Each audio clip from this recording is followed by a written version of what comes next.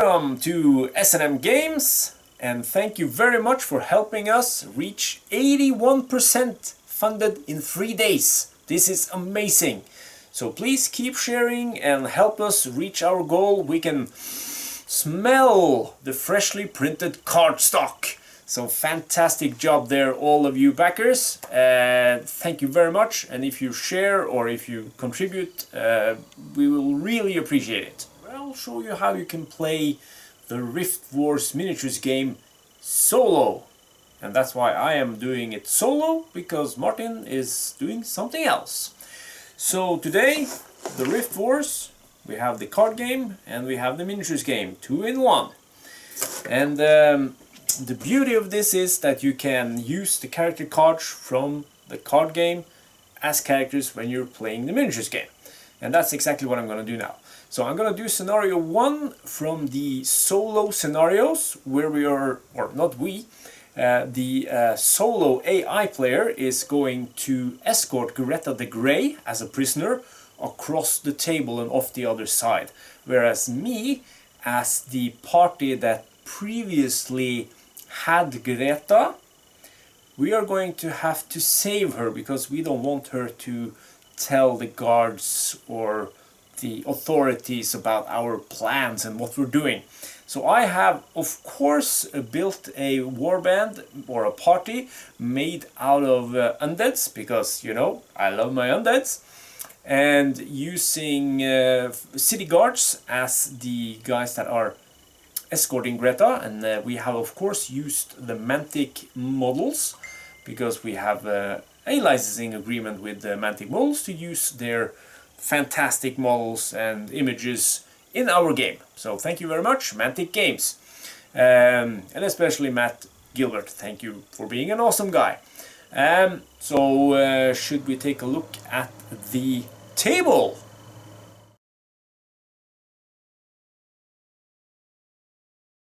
Okay, so as the scenario says, we are near Flembriar Forest, which is all the way to the northeast of the map. And I have thus laid out a section of tiles from PD on Terrain, which we also have permission to use in our videos. And of course as images for the rulebook and whatnot, because George is a fantastic, nice guy. So thank you very much, George. Okay, so this is the table. It's a 3x3 table. The party that I am going to, well, I have to get rid of them to free Greta. It is consisting of 4 models with a total value of 10. And it says in the rulebook that you can do a game with 10 points for a hard game, 12 for an easier, and 15 for a very easy experience. So I'm of course going for the hard mode. So I will show you my party after I've shown you this party, which are the ones escorting Greta. So we have, all of them are city guards. They are, well, these 2 are fairly good with the bows and have melee, and these guys are not as good with the bows, but they still have both bows and melee values. No special abilities are used in this scenario, and as you can see, we have tried to simulate Flembriar, or at least entering Flembriar Forest. Now normally you would have 7 pieces of terrain, because there's a total of 7 models here. But I wanted to make it a little bit more interesting, so I've added more terrain that I really don't think will make much of a difference. But, you know, it's always good to look at beautiful tables when we play. And I was thinking like, this is really easy, because I can just pick off these guys with my ranged attacks. If I take a lot of magic users, I can just blast them from afar. But of course, since they are in base contact with Greta, they are considered in a melee with her, and she is on my side, and my party is not from the Darkness faction, so I am actually not allowed to shoot into a melee. So I can't actually do that. So I will actually have to go in and assault them And then I'm in the risk of having to fight 3 or 4 guys at the same time. So that will be very interesting. Okay, so let's take a look at my forces. Here we go with my undead party. As always, Ghoul is an amazing character with his 3 fight. He's hindered by that he cannot be in a party unless there's a necromancer or undeads only, and I have gone for the undeads only. I have Veer the Winged Death, which is also fantastic in that he can also fly, and Hatsu the Hunger, which is very good as well. This spellcraft value gives me 1 extra action to do on Hatsu. Not sure if it's a girl or a boy, you can choose for yourself. I tend to say her. So this is how the table looks, and I have positioned my models over here. This is Hatsu, trying to get some cover from that tree over there. And then I have Veer the Winged Death on top of this cliff because, you know, he can fly. And finally I have Ghoul over on this side. Now, the scenario states that I have to deploy at least 20 inches away from the city guards, which I have done, so all my models are more than 20 inches away. Okay, so we are ready to start turn 1.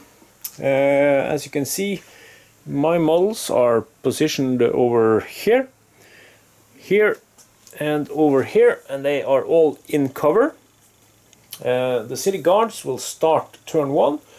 And the scenario specifies that they will move 1 time each, bringing Greta along with them. And Greta is just, she's not doing anything by herself. She has a set of rules if something happens that makes her end up alone, which hopefully will happen. So these guys have a move value of 4 plus the 1 extra. So all of them will move 1 inch. No, not 5 inch. And they will also bring Greta with them so that she is still in base contact and coming nicely along. Now, this is the first thing they do in their turn 1. And now the turn will go over to the solo player, which will be me. And I will, of course, find something cool to do with them.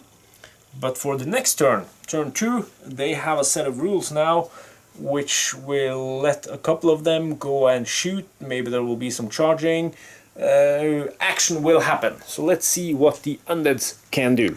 Okay, ready for the solo player. It's turn 1 and it is my phase now. So I will begin with moving Ghoul. He has a total move of 7 for each token that he spends. So I have my pool here of 5 tokens. I'm gonna give him 1 and move 7, and that's not enough, so I will give him another one to move a total of up to 14, but it will be like 10 or 11, and he's gonna take cover here, or not take cover, he's gonna hide behind the tree, of course losing the in cover token. Next up I'm gonna move Veer the Winged Death. He's going to get 1 token, and he's just gonna move down here and take cover behind this tree. So we're kind of getting ready to assault them or see what the guards do on their turn. And next up I'm going to remove the take cover token from Hatsu, and Hatsu is actually going to get 2 tokens as well. And you know what, I'm actually going to move Hatsu 6 inches around here, and then with the second token I'm actually going to bank that, because then I can either take cover with one of these if I'm being shot at, which is one of the reactions these guards can do. I cannot ready them if I'm being charged. That is something I have to do right now. You can of course sort of cheat if you look at the reactions for the city guards so that you know what they will do, but you know, what's the fun in that? I have spent 4 tokens, I have moved up, and I'm ready to face the onslaught. Okay, so having checked the NPC behavior table, there are 2 enemies which are pretty close. but this model over here is the furthest away from both of them. This one is only 9 inches away from him and 10 inches from him, which means that the closest model to an enemy is him. And that means this guy, among number 14 and 17, which are the two guys in front, it's described in the rules, he will then make a move towards the closest enemy and shoot. So farthest away, but move towards the closest. So he has a move and shoot of 2, and I don't think we can't,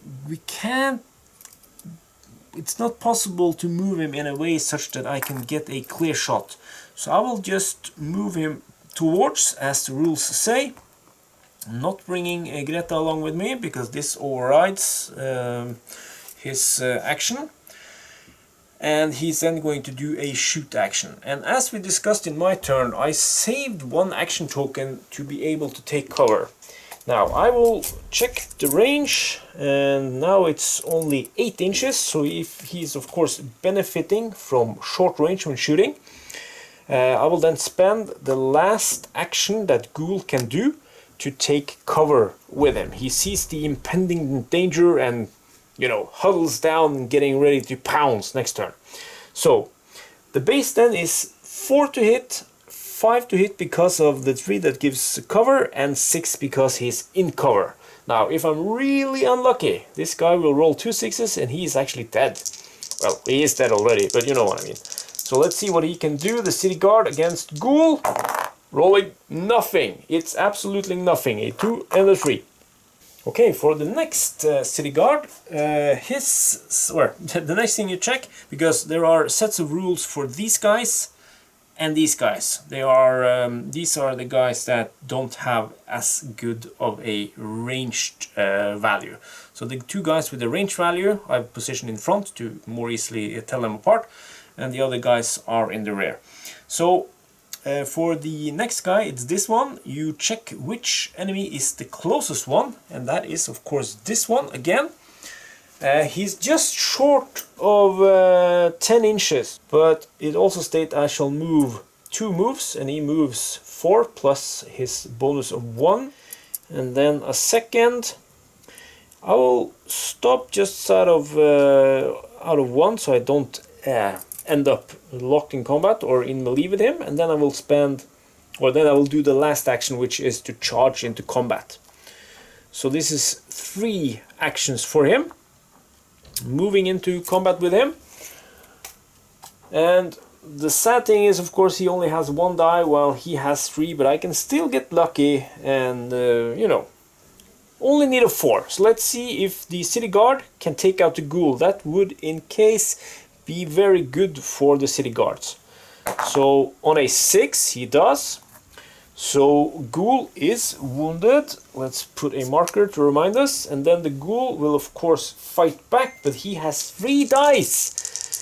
The only way he can, you know, make this the best option is to roll 2 6s and kill him instantly now. So let's see if Ghoul can do double 6s. No, but he scores the necessary 5 and wounds him.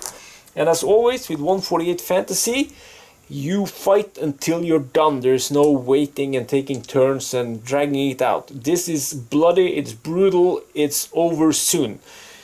City Guard strikes again. Second round of combat, scoring a 6. Ghoul is dead, and the Ghoul strikes back. Can the City Guard survive? Is it possible? No. There comes a 6 for Ghoul. So both of them is dead. I will position the City Guard where I want to, anywhere along my base, and I will actually position him over here in base contact with me. Well, no, oh my god, all of us died, both of us died, doesn't matter. If I'd survived, that would have been a good thing to do, to provide some cover from this side. But since we both died, it really doesn't matter. So wow, that was really good turn for the City Guards actually. So Ghoul is gone. I got 2 characters left. Maybe I was a bit too cocky about this. Huh. Okay, let's see what the rest of the guys do. Okay, so the next guys that are left It is one guy with a bow and one guy considered a melee guy. They will just move forward unless there is an enemy within 20 inches, which there is. And that means the guy with the ranged ability, which is this guy, he's gonna move 5 inches and take a shot at the closest enemy. And he's gonna move 5, and he will also bring Greta with him.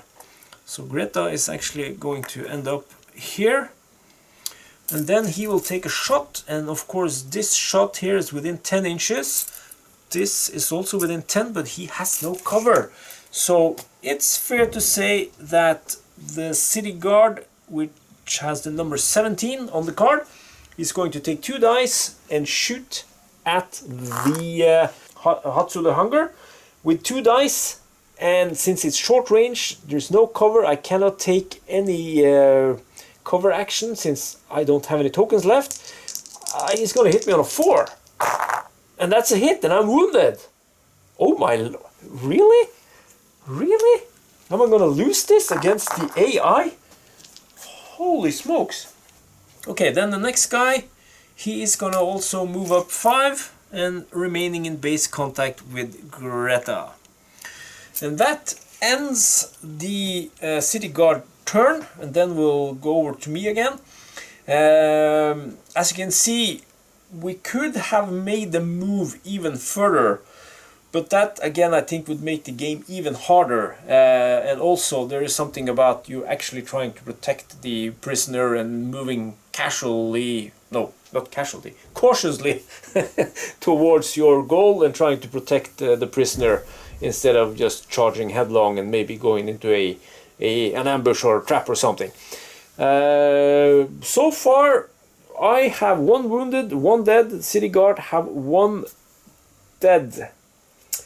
Now of course this guy is possible to shoot at since he's no longer in base contact with Greta. But these guys, I cannot shoot at them, I will have to charge them. So I only got 1 character to use, and that is Vir. Really? Wow! This is hard. Okay, I have a cunning plan, I hope. I will start by using, well, it's the only guy I got. It's Vir. He's gonna move 7, which he can do. He can fly, but then I have to count vertically, so he'll move 1 and then a further 6, bringing him here. So that's 1 token to do that. Now, if Hatsu the Hunger would have been alive, or not wounded, I could have cast haste perhaps if I'd moved and been within 10 to get 1 extra action, but no such luck. So I'll spend 1 to move the 7, and then I'm actually gonna take a pot shot at the closest, not the closest because I can't shoot at those which are in base contact with Greta, but I can shoot at this guy. He's within 10 inches, but the rules also state that the first time they are shot at with a ranged attack, they will take cover. So he will take cover as a response to my shooting, but I will have 1 die hitting on a 5. I might get lucky, and I'm not. And then I'm gonna do my last action with Vir. 3 actions is limited, but it's also very, very cool that it is a bit tight. I will now charge in and fight with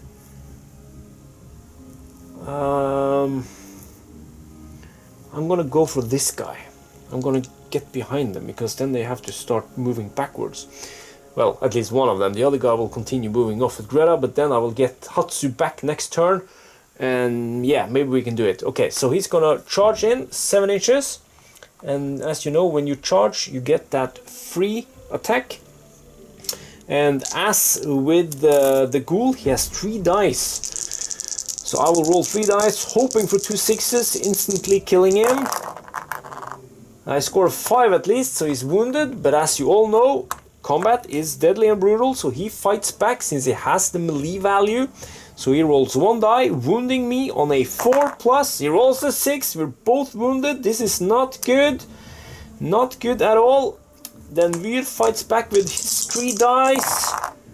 And that's the headshot, but it's too little too late. He still gets to fight back since combat is simultaneous. But luck, if I have luck on my side, he will not be able to score a 4+ and wound me. No, it's a 2! Woohoo! Okay, now I will do something clever. I will position him, because you know, you're in the melee, you're fighting, moving around. I will position him in base contact in front of me so that I have cover, or at least they have to move around me. But Vir is now wounded, which means he has to pass the next turn. Hatsu has passed the turn, so he will now get a take cover token instead. And I banked 2 tokens. 2 tokens I've banked. So that's pretty good. But now I am afraid, because now I have 2 guys that can be attacked. Okay, let's see what happens. Okay, this is gonna be bad. This is gonna be bad. Okay, so the takeover from this guy is removed. He's dead. But this is not going to go well for me, I can assure you. I got 1 guy with it, which is good at ranged, and 1 guy which is designated as a melee guy.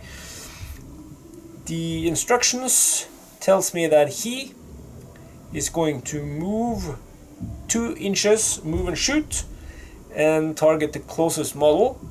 So he's actually just going to move over here so that I can clear the cover I put for myself. So that's just gonna be a simple move over here. Actually, it wouldn't really matter if I move towards him, because as long as you're within 2 inches of the cover, you ignore it. But anyway, I have now a clear line of sight to Vir. The good thing, of course, is... no, it doesn't help. Since it's within 5 inches as well, my take cover doesn't work, so he will actually have 2 dice hitting on a 4. I actually think I'm going to lose this game. So, City Guard has moved and move and shoot action 2 inches, rolling 2 dice, hitting on 4s. Scoring a 1 and a 3. Okay, so that's a miss. Okay, so the next action is to do a ready action. So he will shoot once and then do a ready action, which is quite powerful, since he will then be able to attack before he can be charged and potentially, you know, kill the other guy. Okay, so I got 1 guy left, 1 city guard left, and he is programmed to charge the closest enemy model if there is one within 10 inches instead of continue moving with Greta. And of course Vir is within 10 inches. So he will just swing around the cover and charge into base contact. Of course Vir is dangerous because he rolls 3 dice. But this city guard only needs 1 4+ to make it.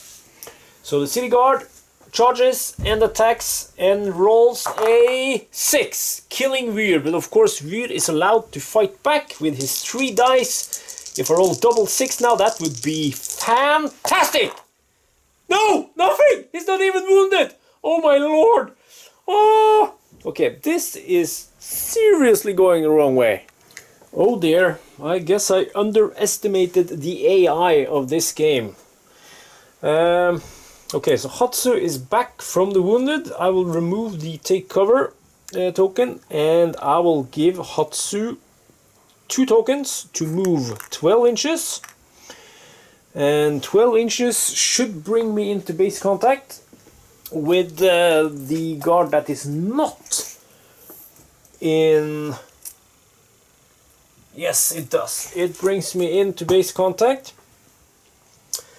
And I will gamble that I can take out this guard.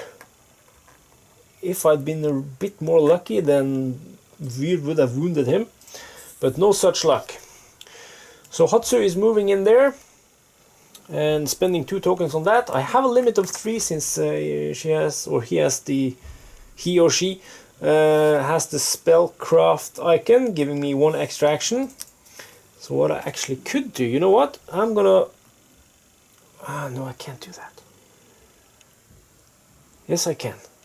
I will stop just short of, I will backtrack once, so I'll move once, then I will actually do a sneaky thing and cast one spellcraft at this guy. Actually, I have to clear Greta with 1 inch, so I will go here and I will try to get him on a 6. If I can do that, then I will have a field day. And no 6s are rolled. Okay, then I will move my last 6 inches into base contact, setting off the charge. I've spent 3 tokens on Hatsu. This is all in. This is not going good. I need to roll 2 6s and take that guy out immediately. I only roll 1 5, but it's enough to wound him. He will strike back. He has only 1 die. Wish me luck. He moves Hatsu. He wounds Hatsu, and Hatsu was wounded from before, so Hatsu is dead, and I lose the game. Oh my lord! How is that possible? Wow. Okay, I will do a short summary. Okay, so that was brutal. I got beaten in my own game? Huh? What about that? I really thought I was gonna have this, but as you can see, it is pretty hard. Please note that these rules are not 100%. We're still fine-tuning things, so there might be slight changes in the release rulebook. So just keep that in mind, because this video is made before everything is done, of course. So just keep that in mind. Some slight changes will maybe be made. But yeah, I really like it that you can, you know, set up the game, grab some models, Mantic models if you have them. There will be an expansion later on which is based almost entirely on Mantic models from the Vanguard series, which is very, very cool. So I hope you enjoyed this short video showing you how you can play solo, and maybe you will have better luck than me. And please support us on our Indiegogo, link in the description. Bye!